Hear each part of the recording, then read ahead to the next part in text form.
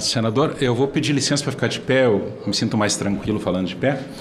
Então, eu queria pedir a inclusão dos arquivos e agradecer primeiramente, senador Valério, pelo convite, também pelo senador Alcolumbre, pessoas de quem eu cumprimento todos os senadores e também a confiança depositada pelas entidades associativas que me convidaram para fazer essa exposição, né, sobre a questão da PEC 65 e a afirmação da tese de que se trata de uma escolha imprudente. Eu queria deixar aqui, do meu ponto de vista, registrado que é uma abordagem institucionalista, mais voltada aos aspectos jurídicos e pressupondo, assim, a escolha pela autonomia como uma escolha dada. E, portanto, levantando os pontos críticos do caminho que está se fazendo para o aprofundamento dessa autonomia. Por favor. Próximo slide. Está entrando? Não? Então, o Banco Central é uma instituição de Estado, é importante registrar isso, responsável por duas, digamos assim, pilares da estabilidade monetária, que é a preservação do valor da moeda, a estabilidade do sistema financeiro.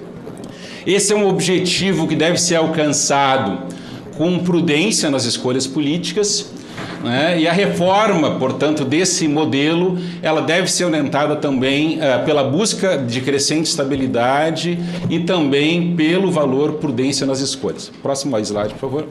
A PEC, ela ataca 3 pontos fundamentais que poderíamos sintetizar, que é a transformação do Banco Central de autarquia em empresa pública, mais adiante com modificações do relatório, ressalvando que se trata de uma atividade estatal, né, o que sai um pouco do eixo das empresas públicas tradicionais, o uso de receitas de senhorinhagem para o financiamento das despesas do Banco Central, portanto, afastando-se do Orçamento Geral da União, e o deslocamento da fiscalização do Banco Central do Poder Executivo para o Congresso Nacional, com o auxílio do TCU e, portanto, envolvendo a exclusão do controle por parte da Controladoria Geral da União.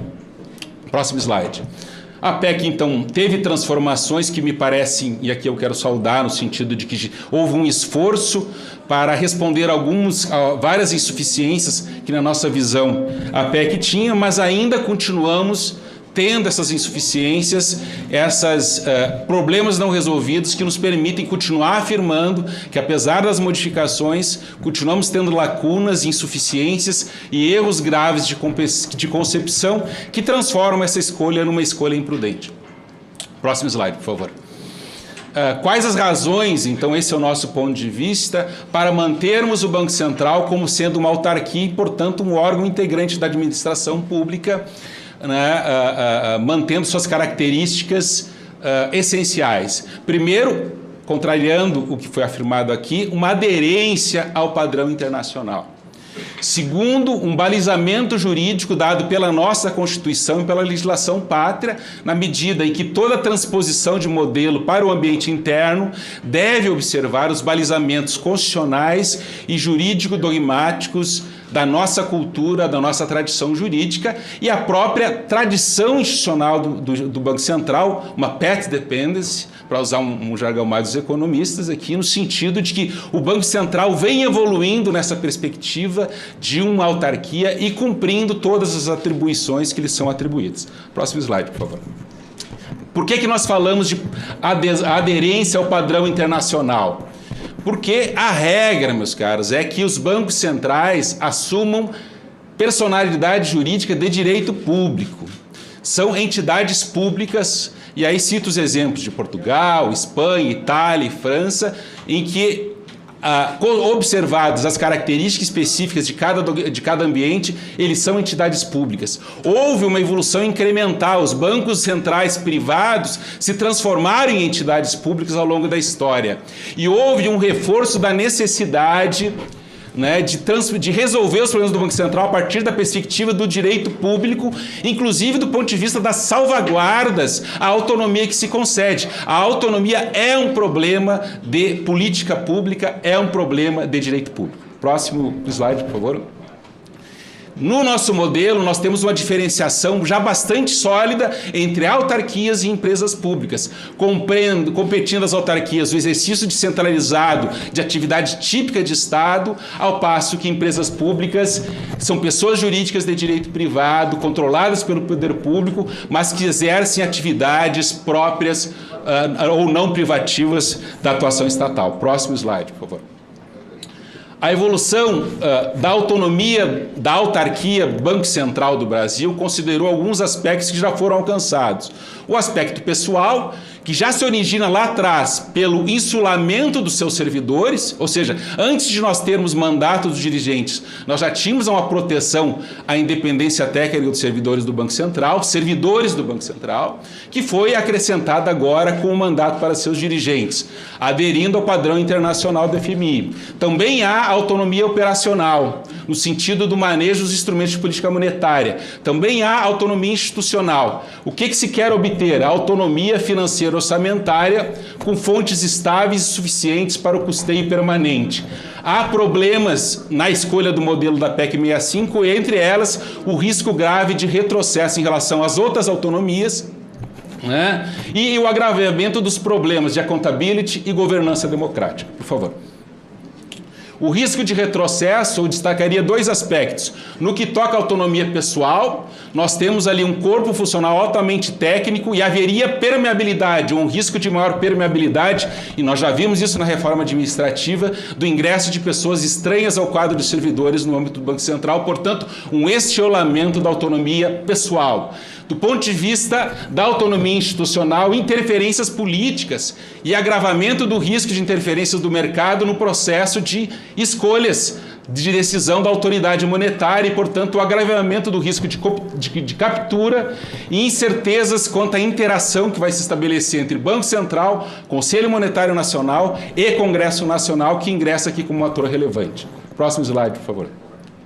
Os riscos jurídicos, meus caros, atingem duas faces da atuação do Banco Central.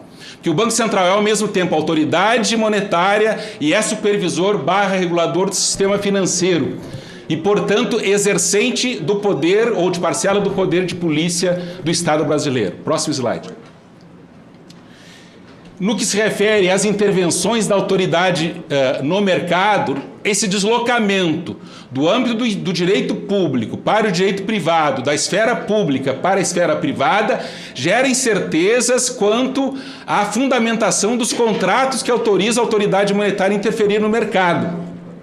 Nós temos um agravamento desse risco, principalmente em situações de instabilidade, em que há necessidade de intervenções mais pesadas no sentido de prover liquidez no mercado. Na crise cambial de 99, por exemplo, e o bom de ser velho no Banco Central, de ser antiga, de ter experiência e ter memória, na crise cambial de 99, nós resolvemos aquela crise aplicando princípios de direito público que vão ser, pelo menos, colocados em questão caso o instrumento de intervenção nesse domínio de mercado passe a ser predominantemente orientado pelo direito privado. Próxima lâmina, por favor. Riscos jurídicos quanto à capacidade normativa do Banco Central. Nós sabemos que há um precedente de empresas públicas exercendo o poder de polícia, a BR-Trans.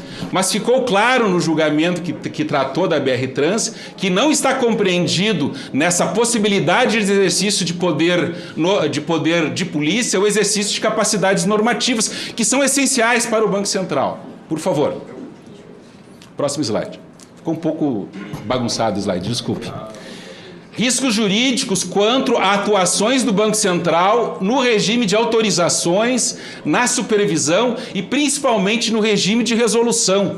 Nós somos a porta de entrada do sistema financeiro, permitindo ou bloqueando o acesso de empresas, e somos também a porta de saída pelos regimes de resolução.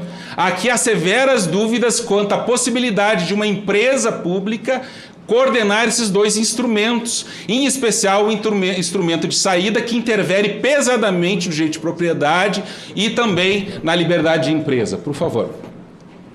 Riscos jurídicos quanto ao direito sancionador. Nós não estamos falando aqui da aplicação de simples multas de trânsito, nós estamos falando da aplicação do poder sancionador essencial à supervisão prudencial, e também aqui o risco de descontinuidade quanto ao papel do Conselho de Recursos do Sistema Financeiro Nacional no tocante a esse aspecto. Por favor. O agravamento por conta dessa série de dúvidas de natureza jurídica em situação principalmente de risco sistêmico. Nós sabemos que o risco jurídico é um dos elementos a serem ponderados para se evitar o risco sistêmico, e aqui nós trazemos essa preocupação de que a fragilização do Banco Central como poder de polícia pode acarretar implicações em termos de agravamento do risco sistêmico. Risco jurídico funcional é uma ruptura de várias relações de trabalho com consequências ainda não previsíveis. Nós tivemos, por exemplo, se conseguir tirar aquela cobertura ali, ótimo. Uma declaração de constitucionalidade do artigo 251 do regime jurídico único lá atrás, né, quase 30 anos atrás, 20 e tantos anos atrás, que gerou problemas de transição de regime que não foram resolvidos até hoje. Nós estamos fazendo uma nova aposta em regimes de transição e desencadeando novas potenciais de conflito no âmbito da relação do Banco Central com seus servidores. O deslocamento da competência para julgar os casos da Justiça Federal para a Justiça do Trabalho. Afinal de contas, estaremos diante, de agora em diante, de empregados seletistas e processos que nós não saberemos se continuarão na Justiça do Trabalho ou se terão que transitar para, ou melhor, se continuarão na Justiça Federal ou se terão, a partir de então, de transitar para a Justiça do Trabalho. O afastamento da Lei 8.112, de todos os mecanismos de apuração de responsabilidade, que nós cairemos num vácuo normativo. A indeterminação do conceito de carreira congênere, a indeterminação do conceito de carreira congênere e também dos benefícios previdenciários, que, inclusive de quem já está aposentado, na medida em que desaparece para aqueles que se aposentaram sob o regime da integralidade da paridade ou critério de paridade. Risco jurídico processual, não é? É o risco de execução, a perda do regime de execução contra a fazenda pública, a possibilidade de penhora de bens públicos, a perda da prerrogativa do prazo em dobro, a perda da estimação pessoal, mas eu queria sublinhar o que me parece mais grave, que é o risco de não se tornar mais aplicáveis precedentes que foram construídos sob o pressuposto de que o Banco Central era uma autarquia. Por exemplo, abrindo margem para a aplicação do Código de Defesa do Consumidor sobre os cadastros restritivos, cadastros que usados pela supervisão bancária na apuração do risco das operações transitadas pelo sistema financeiro. Nós já consolidamos uma jurisprudência de que essa responsabilidade é das instituições financeiras, mas atrair o Código de Defesa do Consumidor aqui e o Banco Central na cadeia de fornecedores pode agravar esse risco. Próximo slide, por favor. A questão da ADI 6696, que julgou, ou melhor, não entrou no mérito da questão da inconstitucionalidade da Lei Complementar 179 de 2021. Importante destacar os votos dados pelo ministro Alexandre de Moraes, que foi acompanhado por outros dois ministros, em que ele afasta o vício de iniciativa pela coincidência desse projeto com outro que havia sido encaminhado pelo Poder Executivo, coisa que não se verifica com a PEC 65. O ministro Nunes Marques destacou no seu voto a importância e a relevância do controle exercido pela Controladoria Geral da União. Esse controle pela Controladoria Geral da União irá desaparecer em caso de empresa pública. E a nova querela a respeito da invasão de competência privativa da Presidência da República. Próximo slide, por favor. E aí nós temos uma situação que é a vedação de emendas que tendam a abolir a separação de poderes. Nós estamos num processo de escavamento interno, e aqui eu trago a teoria constitucional, que é escavar um instituto internamente ao ponto de transformá-lo num vazio semântico, num vazio jurídico. O que acontece aqui? A retirada do controle do BCB pelo Poder Executivo via CGU, fragilizando os mecanismos republicanos de controle interno da administração pública. O afastamento do Poder Executivo da execução, ainda que sob autonomia da autarquia, de importante parcela da política econômica. Isso se desloca do Poder Executivo. A independência do Banco Central em relação ao Poder Executivo, liderado pelo Presidente da República, e, portanto, a transformação do Instituto da Presidência numa casca de ovo. Próximos slides, por favor. Eu já estou tentando finalizar. Portanto, nossa conclusão, antes do último slide, trata-se de uma escolha recheada de incertezas. Os riscos mapeados, senhores, senhoras, senhores e senhoras senadores, não compensam os potenciais benefícios da medida e se trata, concluindo, uma escolha imprudente. Mas o que fazer, senhores? Aí nós temos algumas sugestões no próximo slide, de mudanças incrementais, não disruptivas da tradição e da trajetória do Banco Central. Repensar a taxa de fiscalização, ajustes no orçamento da autoridade monetária, mantendo sua natureza jurídica, e o estudo em torno da remuneração por performance, como já ocorre na administração pública. Muito obrigado e desculpa se eu me excedi meu tempo.